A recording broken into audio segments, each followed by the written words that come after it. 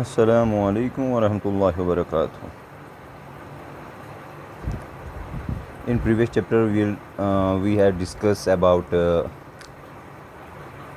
INC, means International Indian National Congress, and then partition of Bengal, and then Muslim League, and then क्या हमने पढ़ा था, Lucknow pact. Today we'll continue that. We will continue this after Lucknow pact. कि जब Lucknow pact हो गया था, जिसमें क्या हुआ था, जिसमें मुस्लिम लीग, मॉडरेट्स, एक्सट्रीमिस्ट सारे इकट्ठे हो गए थे. ठीक है. अब जो बात आती है वो आती है हमारे पास मॉन्टैग डिक्लेरेशन की, जिसको अगस्त ऑफर भी कहा जाता है, जो 1917 में आया था. ठीक है. इसमें इसका क्या मकसद था, increasing association of Indians in every branch of administration, की हर एक ब्रांच में हिंदुस्तानियों की तादाद बढ़ाई जानी चाहिए. It form the base for Montagu's Chelmsford reform, और ये बुनियाद थी किसकी, जो दूसरा रिफॉर्म आने वाला था जिसका नाम मॉन्टेग कैलमफोर्ड रिफॉर्म है, उसके लिए जो है ये अगस्त ऑफर बुनियाद थी. तो मॉन्टेग कैलमफोर्ड रिफॉर्म जो 1919 में ही आया था, इसी को गवर्नमेंट ऑफ इंडिया एक्ट 1919 भी कहा जाता है. तो खासियत फीचर्स इसकी क्या है, dyarchy system was introduced at provincial level. उसके अलावा establishment of public service commission in India, जिसको मैंने आपको पीछे भी कहा था कि जो मॉडरेट जो थे, जिनकी ये जो डिमांड थी, उन्होंने कहा था कि ICS के exam means Indian civil service के एग्ज़ाम जो इंग्लैंड में होते थे वो अब इंडिया में होने चाहिए. ठीक है. तो मॉन्टेग कैलमफोर्ड रिफॉर्म के बाद आता है हमारे पास राउलेट एक्ट. तो राउलेट एक्ट, जिसके हेड जो थे, जिस कमेटी के हेड जो थे, जिनका नाम था जस्टिस और राउलेट, उसमें क्या हो गया था, राउलेट एक्ट में क्या बताया गया था कि special powers to government to suppress all revolutionary activities. इस राउलेट एक्ट में गवर्नमेंट को पूरी पावर्स दी गई थी, इंडिया में ब्रिटिश गवर्नमेंट को, कि जो रेवोल्यूशनरी एक्टिविटीज़ जो शुरू हो रही हैं उसको कंप्लीट तरीके से क्रश करना है, यानी सप्रेस करना है. Not a single member was Indian. इस राउलेट एक्ट में कोई भी इंडियन मेंबर नहीं था. Lead to the foundation of non cooperation. तो यहीं से बुनियाद बनी किसकी, नॉन कॉपरेशन मूवमेंट की. ठीक है. उसके बाद 1919 में ही हो गया आपका जलियांवाला बाग मैसेकर, 13 अप्रैल 1919, जिसमें क्या हो रहा था, जो लोग जो जमा हुए थे जलियांवाला बाग में प्रोटेस्ट अगेंस्ट अरेस्ट ऑफ दो ऐसे लीडर्स थे, जिनका नाम डॉक्टर सैफुद्दीन किचलू और दूसरे का नाम क्या था, डॉक्टर सत्यपाल. ये जो है वो इनको अरेस्ट किया गया था. तो इनको छुड़ाने के लिए जो है वो लोग इकट्ठा वहाँ हो गए थे. और उसके अलावा जो लोग जो रूरल एरियाज़ में रहते थे, उनको भी ये पता नहीं था कि उस टाइम में शहर में क्या हो रहा है, आर्म्स एक्ट लगा हुआ है, आर्मी एक्ट जो है वो लगा हुआ है, कोई भी इकट्ठा नहीं चल सकता. ठीक है. जैसे यहाँ पे है ना अफसिपा, इंडिया जम्मू कश्मीर में अफसिपा है, armed force special power act. जो वही वैसी किस्म का उस टाइम भी एक्ट था, जिस एक्ट को हमने अभी राउलेट एक्ट बताया, तो जिसमें क्या बताया गया था, जिसमें हिंदुस्तान में जो भी रेवोल्यूशनरी एक्टिविटीज़ होंगी उसको सप्रेस किया जाना चाहिए. तो यहाँ पे लोग इसलिए जमा हो गए थे. और तीसरी बात ये थी कि उस दिन 13 अप्रैल को बैसाखी होती है. क्या होती है,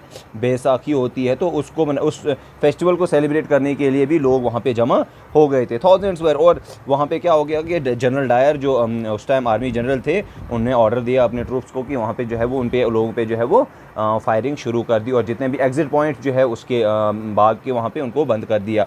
ठीक है. Thousands were killed and wounded, यानी अप्रॉक्सीमेटली 379 लोग मरे थे और कम से कम 1200 लोग जख्मी हो गए थे. जब ये मैसेकर हुआ तो रविंद्रनाथ टैगोर को उनको जो है नाइटहुड का जो है खिताब दिया गया था, उनने जो है उसको इस प्रोटेस्ट में जो है, यानी जलियांवाला बाग की वजह से उसको वापस कर दिया. और इसको जो इस जलियांवाला बाग के लिए जो कमीशन लाया गया था, याद रखना ये अहम पॉइंट है, जो कमीशन लाया गया था उस कमीशन का नाम हंटर कमीशन था. क्या नाम था, हंटर कमीशन था. ठीक है. तो उसके बाद ही हो गया यहाँ पे शुरू खिलाफत मूवमेंट जलियांवाला बाग के बाद. अब खिलाफत मूवमेंट जो है वो शुरू हो गई थी तुर्की में 1919 में. ठीक है. तो उसके Khilafat was deposed of temporary powers of britishers. उसमें लीडर कौन कौन थे, लीडर थे मोहम्मद अली और शौकत अली, जिनको अली ब्रदर्स भी कहा जाता है. ठीक है. तो Gandhi ji consider it as a source of Hindu Muslim unity. Gandhi ji ने कहा कि जो वहाँ पे खिलाफत मूवमेंट शुरू हो रही है, इसको मैं हिंदू मुस्लिम को जो है इकट्ठा करने के लिए इसी तरीके की कोई मूवमेंट शुरू करूँगा। लेकिन सी आर दास जो थे अपोज इनिशियली, उनने सी आर दास जो थे वो भी जो है वो इसके खिलाफ थे। खिलाफत डे ऑब्जर्व किया गया कब? 17 अक्टूबर 1919 को। ऑल इंडिया खिलाफत कॉन्फ्रेंस बिठाई गई कब? अप्रैल मई में 1919। कहाँ पे? बॉम्बे में। ऑल इंडिया खिलाफत कमेटी बनाई गई सितंबर 1919 लखनऊ में। Boycott of title, civil services, government jobs, boycott of British goods call. Hasrat Mohani जो है, हजरत मोहानी एक फेमस शायर भी हैं, तो उनने क्या कहा? उनने कहा कि बाइकआउट ऑफ ब्रिटिश गुड्स, सबको जो है वो बाइकआउट कर दो। खिलाफत मूवमेंट को देख के गांधी जी ने 1920 में ऐलान किया किसका? नॉन कॉपरेशन मूवमेंट का। फर्स्ट मास बेस्ड मूवमेंट हो गई थी गांधी जी के अंदर, जिसमें बहुत ज़्यादा लोग जो है वो जमा हो गए थे। नॉन कॉपरेशन मूवमेंट अडॉप्टेड 26 दिसंबर 1920। कहाँ हुई थी? जो है इसको अडॉप्ट कब किया गया था ना, यानी 1920 में नागपुर सेशन में। तो नॉन कॉपरेशन बिगिन शुरुआत कब हुई थी? जनवरी 1920 20 में बनाया, एंड में दिसंबर में 1920 में बनाया और 21 में शुरुआत की गई। तो गोल इनका क्या था? Attainment of swaraj by peaceful and legitimate means, यानी स्वराज को हासिल करना लेकिन शोर शराबे के बिना, लड़ाई झगड़े के बिना, खून खराबे के बिना। जिस swaraj swaraj fund was used as finance of the movement. इस मूवमेंट के लिए एक जो है वो बीजी तिलक जो है उनके नाम से स्वराज फंड जो है वो लोग उनको जो है वो, यानी एक एसोसिएशन बनाई गई जो है वो लोगों से वो पैसा, लोग उनको पैसा देते थे वो आके ये मूवमेंट आगे बढ़ती जाए। ठीक है, तो इससे भी इसमें क्या हो गया? खिलाफत मूवमेंट में क्या हो गया था? इनको कहा गया था कि स्कूल्स कॉलेजेस सब बंद कर देंगे, कोर्ट्स जो है, जो कोर्टों में काम करते हैं, चाहे वकील जो वहाँ पे प्रैक्टिस कर रहे हैं, सब छोड़ देंगे। फॉरेन क्लास को जो है वो उनको बाइकआउट कर दो लगाना। उसके अलावा प्रिंस ऑफ वेल्स उस टाइम 1921 में यहाँ आने वाले थे, तो उनको भी जो है उनके वहाँ पर जाना उसको छोड़ दो।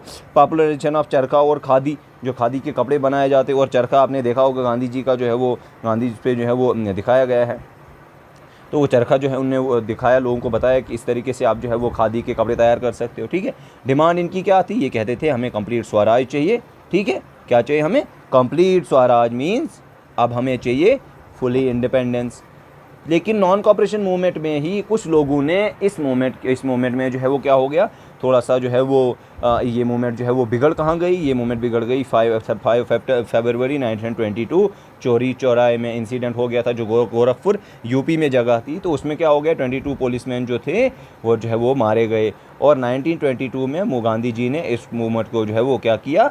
इस मूवमेंट को जो है वो ऑफ़ किया, जिसका नाम बरदोली रेजोल्यूशन के नाम पे इस मूवमेंट को ऑफ़ कर दिया गया। गांधी जी अरेस्ट हो गए, जिसके बाद 10 मार्च 1922 एंड सेंट टू जेल। 6 साल के लिए गांधी जी जेल में चले गए, लेकिन 2 साल के बाद ही जो उनको छोड़ दिया गया। क्यों? क्योंकि गांधी जी बहुत ताकतवर थे, वो तो आप जानते हैं वो बेचारे बहुत कमज़ोर थे, तो उनकी हेल्थ कंडीशन को देख के गांधी जी को जो है वो छोड़ दिया गया।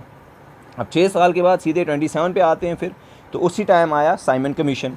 इसमें 7 मेंबर्स थे। एक जो हेड इनके थे चेयरमैन, उनका नाम था सर जॉन साइमन, चेयरमैन थे। To look into working of dyarchy system, यानी वो यहाँ पे मॉन्टेक्स कैलमफोर्ड जो हमने पीछे पढ़ा, जिसके लिए वो आया था, जिन रिफॉर्म्स के लिए आया था, तो ये कमीशन आया उसको देखने के लिए क्या वो सही तरीके से काम कर रहे हैं कि नहीं। नॉट फॉर, इसमें भी सिंगल कोई भी इंडियन इसमें कमीशन में नहीं था। कांग्रेस और मुस्लिम लीग ने इसको अपोज किया, और उस टाइम प्रेसिडेंट कांग्रेस के थे वो थे डॉक्टर अंसारी। और 3 फरवरी 1928 को साइमन गो बैक का स्लोगन भी दिया गया, गो बैक साइमन है, और जिसमें लाला लाजपत राय, इसके लिए मैंने आपको बताया भी था, जिनको लाइन ऑफ पंजाब भी कहा जाता है, तो वॉज इंजर्ड बाय लाठी चार्ज। और उसके बाद जो लाठी चार्ज के बाद ही वो जो है वो ज़ख्मी हो गए, और उनके बाद उनकी मौत हो गई। तो सबमिटेड रिपोर्ट, उन्हें अपनी रिपोर्ट, साइमन कमीशन ने अपनी रिपोर्ट कब दी थी, यानी गवर्नमेंट को 1930 में।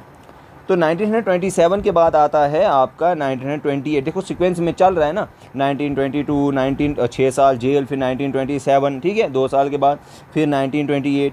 तो नेहरू रिपोर्ट आई, तो नेहरू रिपोर्ट में headed by Motilal Nehru.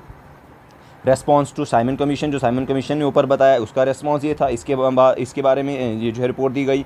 First major Indian effort to draft a constitution, और इसमें सबसे पहले एफर्ट दिया गया कि कॉन्स्टिट्यूशन को जो है वो बनाया जाए। Demand dominate status and not complete independent, उनको डोमिनियन स्टेटस दिया जाना चाहिए, ऐसा स्टेटस की वहाँ पे मीन्स हर एक जगह पे इंडियंस के जो है वो बड़े बड़े ऑफिसर होंगे तो इंडियंस भी होने चाहिए, ठीक है।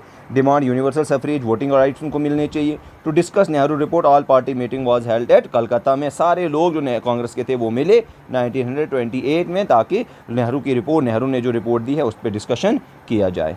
Thank you.